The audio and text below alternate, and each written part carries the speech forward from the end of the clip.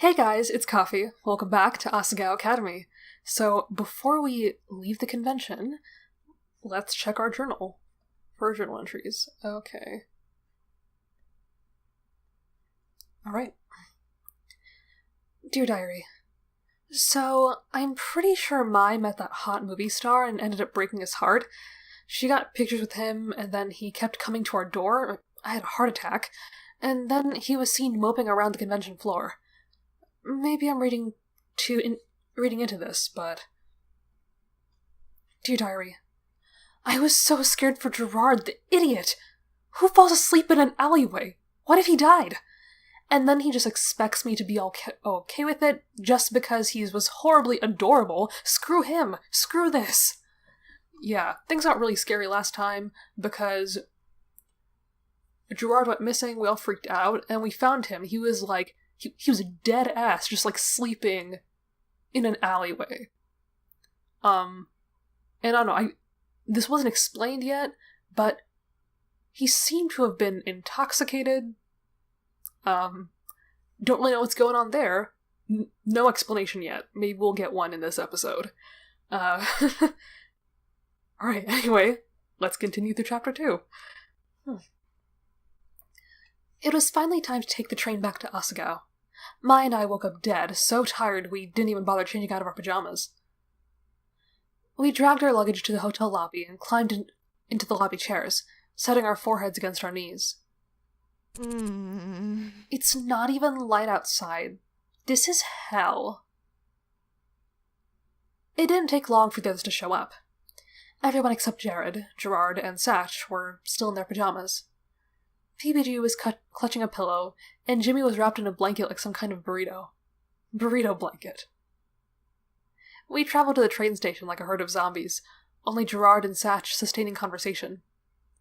Even though Jared was dressed, he still looked like he'd shoot anyone who looked at him the wrong way. We piled into the train, barely noticing who was with who. I followed Gerard and Jared into a compartment with and Mai followed me. Jared's eyes widened, but it was too late to escape. The train rumbled into motion and away we went. Mai took a seat next to Jared, and after he gave me a pleading look, I took a seat on the other side of her. The train rumbled steadily down the track, a lulling movement almost like the rocking of a carriage. Mai was quiet for once, eyes compulsively falling shut. I watched her struggle to stay awake, occasionally snapping her head up like a dog trying to catch a fly, then falling lower again. Finally, her head lolled onto Jared's shoulder and she was fast asleep. Oh. Jared glanced uncomfortably at her head, but even he wasn't rude enough to wake a sleeping girl. At some point, I noticed Jared's leg fidgeting. He looked supremely uncomfortable and kept glancing at the compartment door. Jared, are you okay? Hana? He peeled Mai's head off his shoulder and handed her limp form to me. I really, really need to pee. Please take care of her. Relieved of his burden, he dashed out the door. I tried to settle Mai on my shoulder, but sooner I leaned her against me, she directly fell into my lap. Mai, are you... Completely fine. A snort came from across the compartment. Gerard was clutching his mouth, trying hard to suppress his laughter. I shot him a glare. Hey, no worries. He shifted from his seat, now taking the open space next to me. You look just as tired as her. You can use my shoulder as a pillow if you want. Oh, that'd be cute. Gerard smiled kindly at me, and again I found myself wondering what I did to deserve this from him. Was he being nice again, just because? Did he want something from me? I think we know by now Gerard is not that kind of person. No, that's alright. I'm going to wait until we get back to Asagao. Sure, I'll do what I can. Aww. Okay, but if you need me, I'm right here. Jared entered the compartment again, and after a brief glance at the three of us, took Gerard's old seat across the way. ice cold. I watched the trees speed past the train, my eyes getting heavier and heavier. But I could stay awake. Definitely. I wasn't tired at all. I wasn't...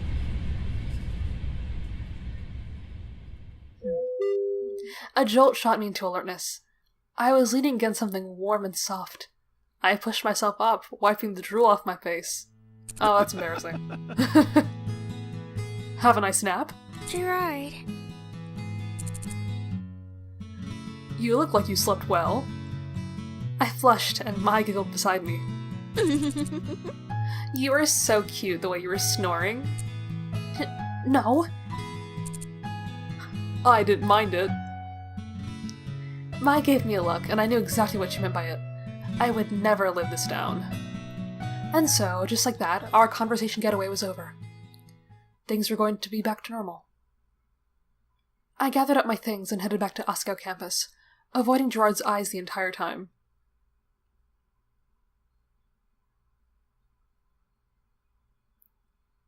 Ooh, Chapter 3.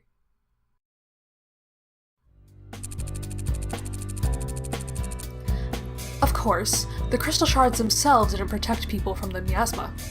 That was a myth. That was the myrrh that the caravans gathered every year in order to keep their towns safe from harm.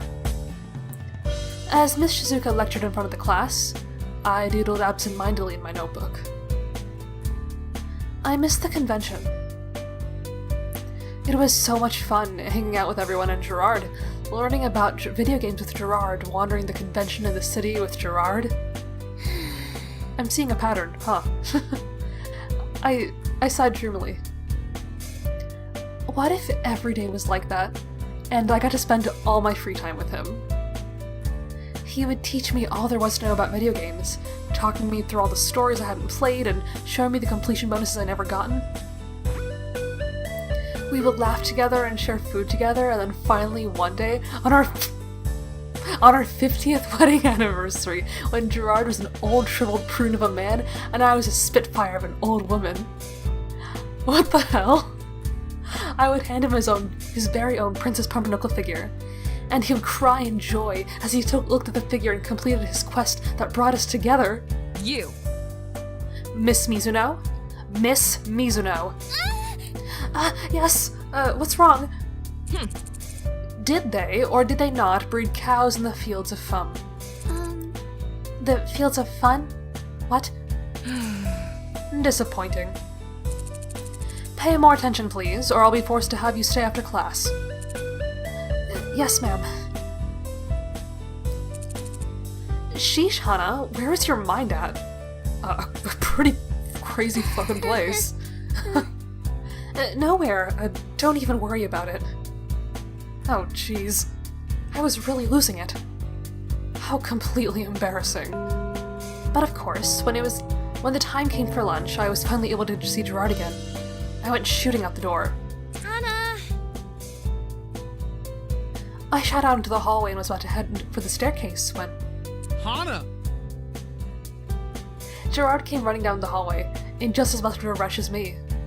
I stopped by the door, flushed. Hi! Gerard, hi! Do you have somewhere to go today? No, I was just... I was really hungry today. Oh, was he coming to see us? That's so cute! Gerard blushed and avoided my eyes, but came to stand beside me. We were both thinking the same thing. Neither of us could keep the smiles off our faces. Anyways, ready to head to lunch? Yeah! Yeah, I'm starving. As I pushed open the door and Gerard passed me by, I saw Mai and Jared standing across the way.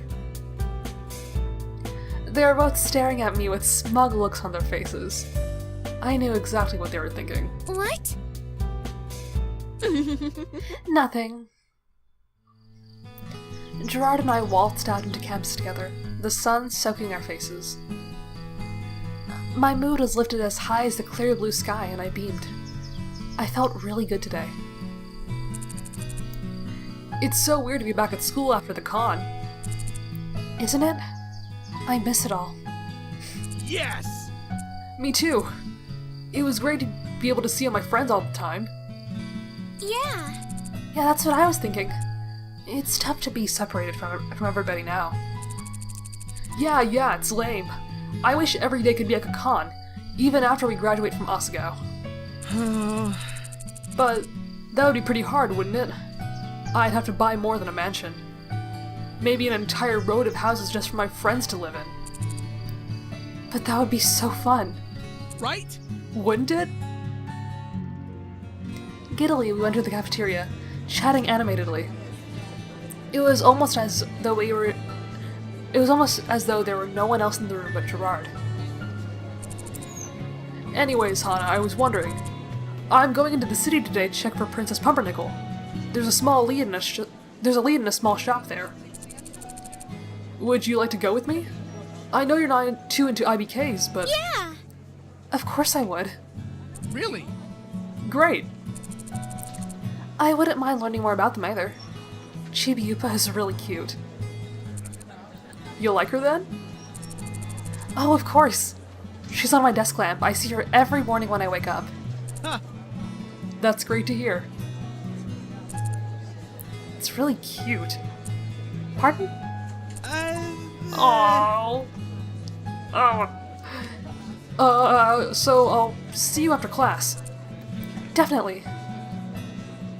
Somehow, the rest of the guys got to the table before us. Apparently, we slowed down somewhere on our walk here. We sat down, ready to join them in normal conversation, but they dropped whatever they were talking about as we approached.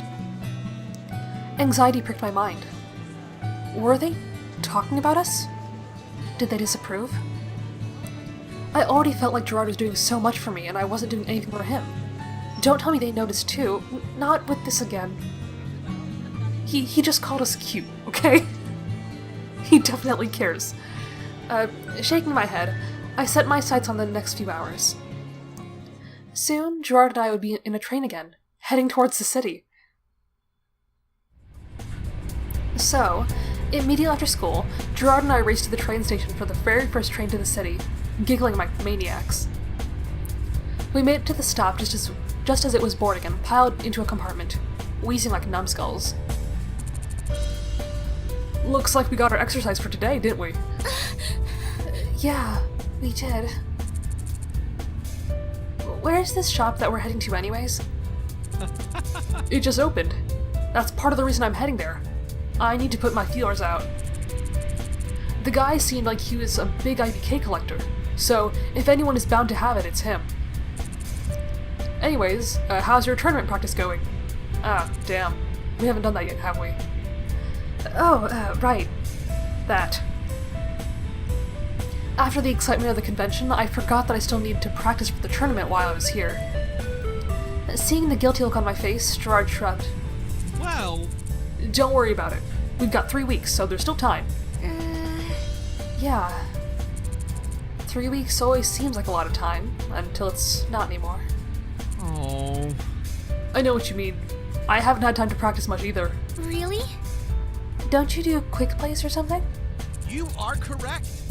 They're called speedruns, and I don't do just any speedruns, but completionist speedruns. Complete it. Get every item in the game and complete it as fast as you can. It's just as time-consuming as you think, and it takes a lot of practice. My event also starts the earliest of all of them and goes the latest, so it's a bit of an ordeal. I had no idea games could be so stressful. Huh. We get breaks, and it's nothing compared to competitive RTS players or even MOBA games. Have you seen those? There he was again, spitting out jargon like I was supposed to know what it meant. I shook my head slowly. They're crazy, like real athletes. They can earn real athlete money too. It's crazy how much things have changed in the last few years. Games are art, games are sports, games are trash, games are friendships, games are communities, games are stories, games are characters, games are creations. It's such a big, wide world out there. I can't imagine how anyone could just not be interested in it or write them off, but a lot of people do. He makes games sound so beautiful. I felt like I'd somehow touched a nerve, but nodded politely. I didn't grow up with games, so I never thought about how important they could be to people. The train shuddered to a stop, and a little chime played. Gerard and I headed into the city. Well, think about it this way. None of us would be friends without games. Or maybe some of us might be, but not all of us. We have this thing to unite us when everything else fails. He sighed. And remember how I was talking about having all my friends live in houses near each other? That might not ever happen, but we will always be able to play games together, and that's basically the same thing. I nodded slowly. Gerard's friends were clearly very important to him, and so were games. So then, do you have plans for the future? Gerard looked up from his phone, glancing across the street, then beckoned for me to follow him. Future plans? Nope. Well, we are still in high school, so you can't have it all figured out. He beamed at me, then led the way across a crosswalk. Really? No? Just... no? I hurried after him, completely confused. Much of my life was spent in anxiety for one particular reason. I did not have a passion. I would watch my mother and my father work together at their jobs. Complementary work, both dedicating all their time and energy into their own creative pursuits, and wondered whether there was something wrong with me. My dad would pat my head and tell me to live my life happily, because I did not need to know now. But that didn't help. Without passion, life was incomplete. That was the picture I got. I didn't have the desire to keep working on something just because I enjoyed it. Eventually I'd get tired, and if I didn't have to spend more time on that thing, I wouldn't. The only times I did were when other people were involved. I got good grades, so I'd be praised, and so I was good at something. If nothing else, if not bold or creative or athletic, I was smart. But that was all I ever felt I had going for me. Yeah, no, I haven't figured that out yet. But you're so talented, you could pick anything you wanted to do. Huh. All I really want to do is entertain. Or maybe play video games. It would be great to find a way to do both, but I don't know that there is yet. Huh. Maybe I'll find something though. Or I can create my own thing. He laughed heartily. I'm sure it'll work itself out. Gerard. Rather than inspire me, for the first time, Gerard's positive attitude grated my nerves. Things aren't always as easy as that, though. You need to survive. You can't just not pick a field because you haven't figured it out. You can't just create your own job. Well, actually... What? Why not? There are bills to pay. Gerard looked at me quizzically, and I stopped myself.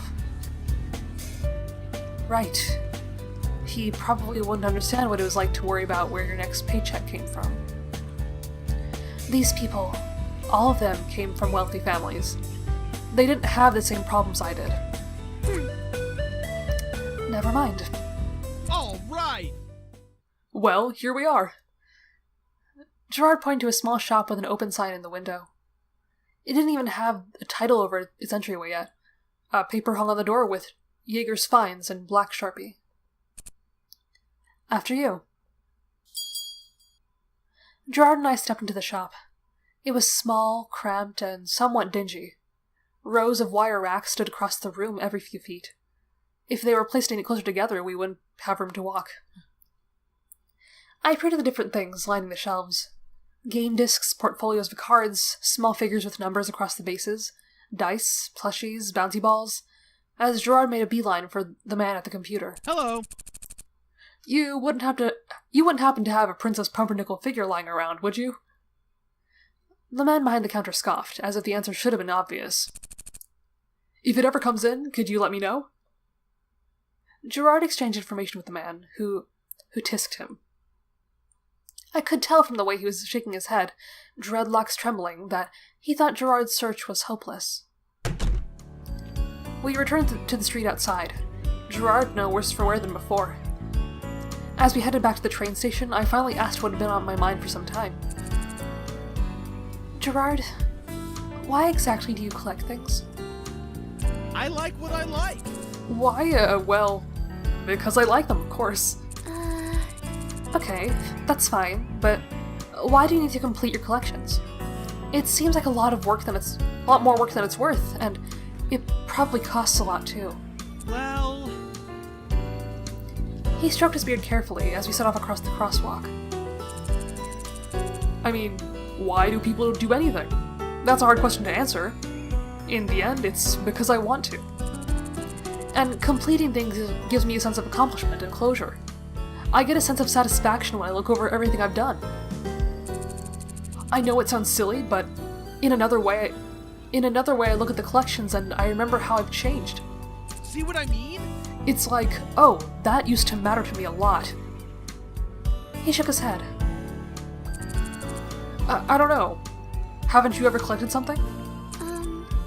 Yeah, but never on purpose. Really? Really? Never? Someone just gave you all the things you collected and you never bought something for yourself?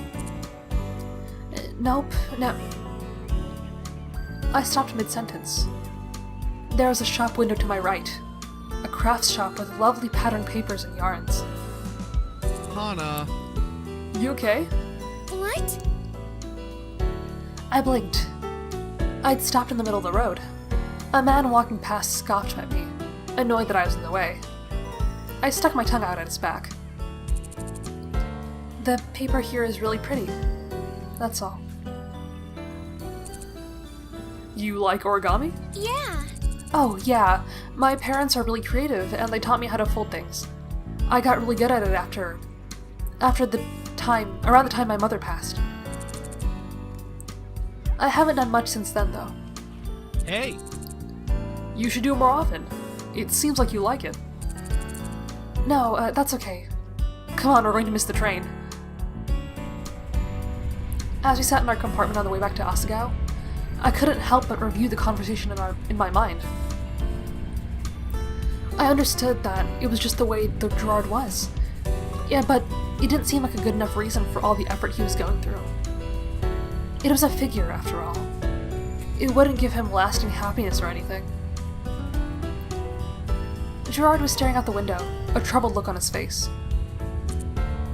You know, thinking about it more, at this point, I might do it more because it's who I am than anything else. Do what? Collect things. It's fun, and it's a part of me by now. It gives me a quest to go after and something to define myself by, right? Exactly! I'm dedicated and disciplined and persistent. And if I work hard enough, I'm rewarded for it. I like that feeling. It feels like I can impact things. I think that's something everybody needs in their life. Impact things. Gerard nodded. Don't you have something like that? By the time we got back to campus, night had fallen. We jogged for the entrance, and Gerard escorted me back to Primrose's house. Thanks! Thanks for coming with me, Tana. No, thank you. It was fun to spend time with you again. I'm sorry you didn't find Pumpernickel. Gerard shrugged. That's okay. It gives me something to look forward to. He pumped his fist into the air. Finish it! Someday, I shall prevail. See you later. Anyway, I'll see you later. Bye! Bye, Hana. Have a good night. I headed for my dorm room. A resolution formed in my mind. If Gerard was going to find Princess Pumpernickel, he'd need more than just his eyes looking... he'd need more than just his eyes looking for them. Tomorrow, I would find Princess Pumpernickel.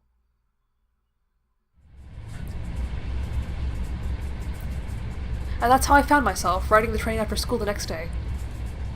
Not even taking the time to change. If there was a way I could find Gerard's elusive Princess Pumpernickel, and then I could present it to him, I'd never have to feel like I wasn't enough for him again, and there was no way he'd ever leave me. What? That's... You don't have to do that just to make someone stay.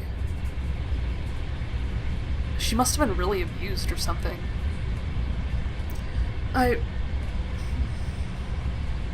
That's really sad. I flinched at the thought, feeling like it was almost pathological, but quickly shrugged it away. After all, I only had the best of intentions. I wanted to make him happy, and if he was happy, I would be happy too. I wandered the city aimlessly, watching people float by me with a sinking feeling. Where was I even supposed to find it? I wanted to check some out of the shops, maybe junk and antique shops and the collections of old nerdy stores run by people who were just as big of fans as Gerard was. I'd run willy-nilly into the city without even a plan to my name. With a sigh, I pulled out my phone and typed IBK figures into the search engine. Oh, there was one only a few feet away? I zoomed in on the map, trying to figure out where the hell I was in relation to the directions I was giving. It seemed to be on the other side of this block, but which way was I supposed to go? I glanced up and around me, and then came to a full stop. There was an alley just to my right, and through it I could see the orange and purple sign of Neil's Electronics and etc. Yay! Awesome! Wait, no. I stared into the alley. What a convenient shortcut! Oh no, This is worrying me. I'm now concerned. This is not a good idea. I hated navigating cities more than anything, as much as I liked the cities themselves. I wasn't familiar enough with them, so they were incredibly daunting. Especially with the way people brushed past you like they didn't care at all. But as I reached the middle of the alley, a looming figure stepped out in front of me. This is precisely why... I'm sorry, who the fuck are you?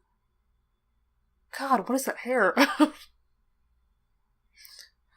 Why, hello there, miss.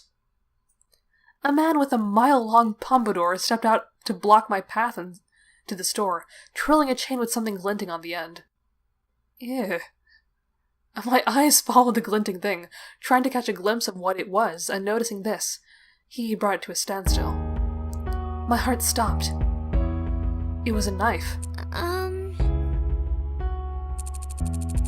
That's a real nice backpack you got there. Come from a rich family, do you? I backed away slowly, clutching my backpack to my chest with both hands. My entire month's allowance was inside of it. Without it, how was I supposed to eat? The robber sneered. I don't suppose you'd want to let me have a look at the inside of that, huh? Maybe you even want to give it to me. No! I turned around and started to run, but didn't get that far. A sharp jolt of pain shot through my ankle and I cried out. I fell face first into the ground, biting my lip as I fell. Ow. The iron taste of blood tickled my tongue, and I spat it to the side. I tried to stand, but the pain made me fall back to the ground. The robber walked casually up to me. Easy as taking candy from a baby. He held the knife in one hand, reaching out to me with the other. I scooted away as quickly as I could, eventually running into the wall. There was nowhere left to go, but the knife kept coming closer. Tears in my eyes, I flung my arms over my head. Gerard, help! What? Huh. What is he? Was he here the whole time? Well, what's going on here? And Gerard was there. I lowered my arms, completely flabbergasted. Gerard stood in the alleyway, a semi-pleasant look on his face, as if he were greeting an old friend instead of confronting an armed robber. You. Hey. Baggy. So we meet again. Do you know him? The fuck? The robber, Baggy, stepped away from me, holding the knife up towards Gerard. They seem to know each other somehow. Gerard stepped between me and Baggy, a dangerous glint in his eye. I quickly scooted behind him. Gerard. If you wouldn't mind laying off Hana, that'd be great. I doubt you'd like Mistress Valletta to hear about this. You wouldn't dare. I'd slit your throat before you got the chance. Gerard pulled his cell phone out of his pocket. It already opened in his hand. He turned the screen towards Baggy, thumb hovering over the send button. Would you? Baggy glanced around himself, trying to figure out some way to escape. Finally, he looked back at Gerard, rage practically shooting off of him. You haven't heard the last of me, Gerard. Someday I will have my revenge. Yeah, whatever. Yeah, tell it to your mother. And make sure to tell her hi. What? I will, she says hi back. Nice. Old friend of yours? Care to explain? That was strange. And also, why the fuck is his name Baggy of all things? Oh god. Oh, wow.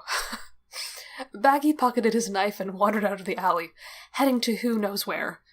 Gerard watched him until he was out of sight, then bent down next to me. Hana. Are you okay? What are you doing all the way out here in an alley by yourself? How did you know that man? Huh. Me and the... I'm sorry. Me and the Bagster used to go to school together. Such a card, that one. Card. But, are you okay? Tears filled my eyes. I was so relieved to see him.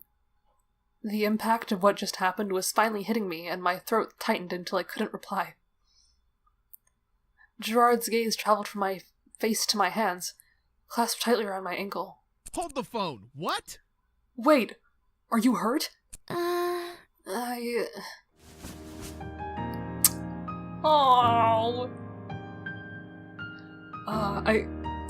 You can't see it, but I just have, like, the biggest smile on my face right now. Oh. Gerard swept me up into his arms as if he were carrying a princess. He smiled at me, readjusting his grip.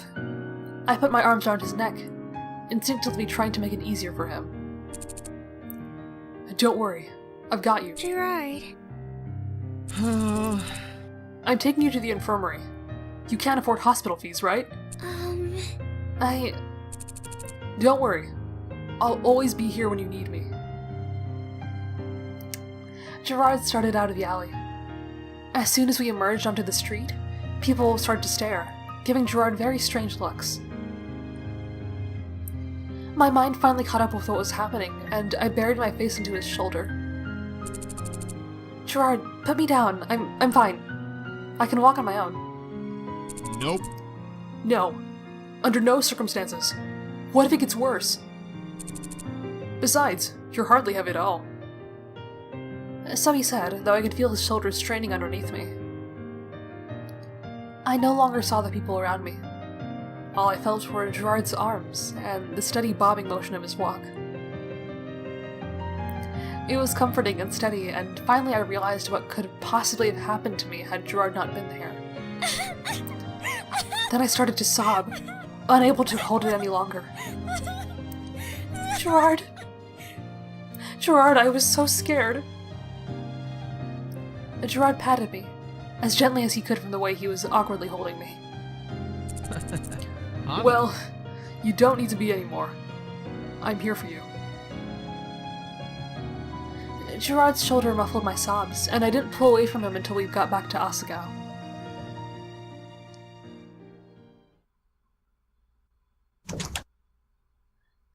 Gerard pulled up in the door to the nurse's office, carrying me through. Mr. McPasta barely even looked up from his desk. With a single glance, he pointed to a bed in the back of the room. Gerard placed me gently into it, then shook out his arms. He was breathing rather heavily, but was doing his best to hide it. Shame crept down my neck, but Gerard didn't complain. He probably didn't want me to feel bad. Are you feeling alright? I think I hurt my ankle. How did that happen? I tripped. Creeps raised an eyebrow, but took a cursory glance of my ankle. Then he poked it. Does this hurt? It's only twisted. Get some rest and it'll get better. He glanced from me to Gerard, then smiled, a creepy smile. I've got to run an errand real quick, but I'm sure I can leave you in his care. But Creeps left, his coat sweeping out behind him like the wings of a great white bat. Hana, why were you in that alley in the first place? Why were you wandering the city alone? It's not like walking around the city is that dangerous. Yeah, but it seems like you lack the street smarts people get when they're raised near cities. Touché. Although I could easily ask you the same question. Hana. Fine. I was there looking for Princess Pumpernickel. I thought I could check around, and maybe if I found it. I flushed and trailed off. Gerard sighed. Hana, I have every store in a 300-mile radius on watch and ready to alert me if it comes into stock. You don't need to worry yourself trying to find it for me. Why are you going through all this trouble? Like you don't go through a ton of trouble for me, for all of us. I just wanted to repay you. I bit my lip. And there's another reason, kind of. Well... See, I had a collection myself when I was younger. Or something like a collection. When I was little, my mom got sick. Really, really sick. It was basically guaranteed that she was going to die, but as a little girl, I didn't understand that. I just saw my dad suffering, and she grew weaker, and my mom started stroking my face as she gradually lost the will to keep fighting. That I heard the myth of the 1,000 paper cranes. If you fold 1,000 origami cranes, your heart's desire will be granted. At least, that's how I understood it at the time. So I tried. I tried really, really hard to fold 1,000 paper cranes. But in the end, I only made it to around 700 before my mother died. Oh. As my dad and I stood by her bed, I kept thinking to myself, if only I'd been better. If only I'd been faster. If I could have folded the 1,000 paper cranes, she would have lived. That's terrible. Hana. She should not be carrying all this guilt. So when I see you trying so hard to finish your own collection, I guess, it just reminds me of little Hana. I want to grant her wish even if I can't fulfill her heart's desire. Hana, I'm so sorry. No! No, it's okay. I'm a little surprised myself. I always figured I just wanted to help you out. I didn't connect it to that memory until just now. It's silly, isn't it? I playfully bonked myself on the head, but Gerard didn't even crack a smile. So, then, the origami yesterday. I nodded. That's why I stopped folding origami. I haven't really found much joy in it since then. It's why I don't want to go back. But the paper in that shop was beautiful. For the first time, I almost wanted to start again. Gerard searched my face, then he took my hand in his. Thank you. Hana, thank you for trying so hard to help me. It's no problem, really. I want to. You two done talking? Hana needs some rest, a good nap, and some crutches to get her back to her room. and she should be as good as new within a day or two. Yes! That's great. In that case, I'll leave you to rest. Gerard. I grabbed his sleeve as he stood to leave, then glanced at the floor. Thank you for saving me. I'm sorry I was such a burden. Hana. Don't even pretend like something like that is true. Bye! I'll see you tomorrow, okay? Gerard turned towards the door, and as he pulled it open, he looked at me again. I promise. Don't forget, I'll always come help when you need me. Oh, he's such a sweetheart. And then he was gone. Crepes sat next to me. Lovebirds these days, I swear. Anyway, have a good night. He shook his head, then drew the curtains around my bed. I stared at the infirmary curtains in front of me, distinctly aware of Mr. McPasta's every move. For a while, it was silent. He was clicking around and typing on the computer, probably entering my medical information. I shifted, trying to get comfortable enough to fall asleep, but Mr. McPasta's presence wasn't something that was very soothing. That's what I was thinking anyways, until I heard him giggling. When his giggles finally faded away, I caught the faint meow of a cat. Then the giggle started again. He was watching cat videos on the internet. I chuckled to myself, nestling into my pillow. If he liked cats, he couldn't be that bad of a guy. The sound of cat videos sang me to sleep. I was escorted to my room after I woke up. Maya was distraught when she saw me, but after I told her what happened, her expression changed. Aww. Gerard saved you? How romantic. Maya. I was on my phone, searching the internet for some kind of movie to watch when it went off in my hand. Mr. McPasta said you went back to your room. Feeling okay? It was Gerard. Warmth bloomed in my chest. Yeah, don't worry. No, he wouldn't believe me. I'm still a bit shaken. No, that would make him worried. I should just tell him the truth. I'm fine. Just need rest. I smiled and sent the message. As I watched, the typing symbol appeared on the bottom of the screen. And then it disappeared. No, wait, there it was again. Or not. I watched it appear and disappear, a smile on my face. Finally, he responded. Cool. I giggled and resumed my internet browsing. Gerard was just too cute. So yeah, I think I'm gonna call it here. This is a good place to stop, and yeah, I couldn't have said it better myself, honestly. Gerard is just really adorable. And yeah, now that this whole drama is over, I guess, I'm really curious as to where the story goes next.